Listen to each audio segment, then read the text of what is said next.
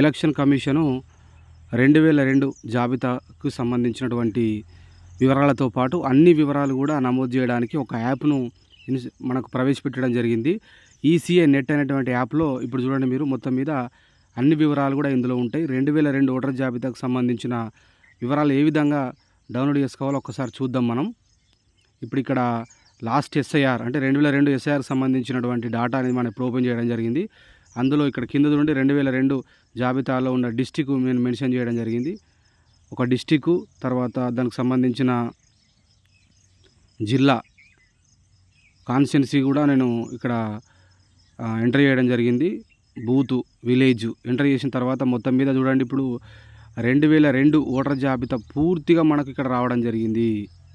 Clear కట్గా 2002 voter జాబితాలో మన కుటుంబ సభ్యులకు సంబంధించినటువంటి అప్పటి ఓటర్ లిస్ట్ అనేది ఇప్పుడు చూడండి మనకు బయటికి రావడం జరిగింది.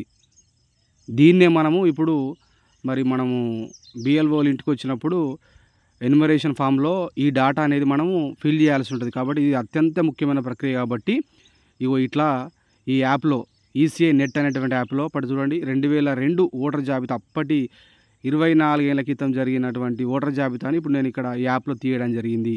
ఈ విధంగా ఈ యాప్లో మనం 2002 ఓటర్ జాబితాకు సంబంధించిన వివరాలతో పాటు బుక్కి కాల్విత్తే మనకు బిఎల్ఓ అనేటువంటి కూడా మనము ఇక్కడ తీసుకోవచ్చు. మొత్తం మీద మన బిఎల్ఓ మనకు సంబంధించినటువంటి మొబైల్ నంబరు, ఓటీపీ వచ్చిన తర్వాత మన ఓటర్ లిస్ట్ అనేది మన ప్రజెంట్ ఓటర్ లిస్ట్ ఓపెన్ అవుతుంది. ఆ ఓటర్ లిస్ట్ మెన్షన్ చేసినప్పుడు మనకు బుక్కి కాల్విత్తే బిఎల్ఓ, తర్వాత మనకు సంబంధించిన ఈఆర్ఓ కానీ స్టేట్ ఎలక్షన్ కమిషన్ అధికారులు మొత్తం మీద ఇలా పూర్తిగా రావడం జరుగుతుంది.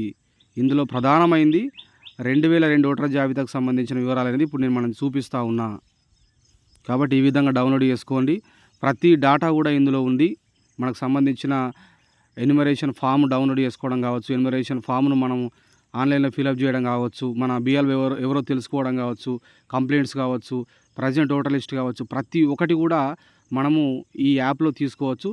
కాబట్టి ఈ యాప్ను ఖచ్చితంగా డౌన్లోడ్ చేసుకోండి. ఇప్పుడు మొత్తం చూపిస్తూ ఉన్నా 2002 ఎస్ఐఆర్ జాబితానే అత్యంత ముఖ్యమైనటువంటి విషయం కాబట్టి ఇందులో అది డౌన్లోడ్ చేసుకోండి. ఇందులో చూడండి, ఇప్పుడు ఆన్లైన్లో ఫిల్ చేయడానికి కూడా ఎన్యుమరేషన్ ఫామ్ ఏ విధంగా ఫిలప్ చేయాలో మన లాంగ్వేజ్ సెలెక్ట్ చేసుకొని మొత్తం ఫిల్ చేయొచ్చు.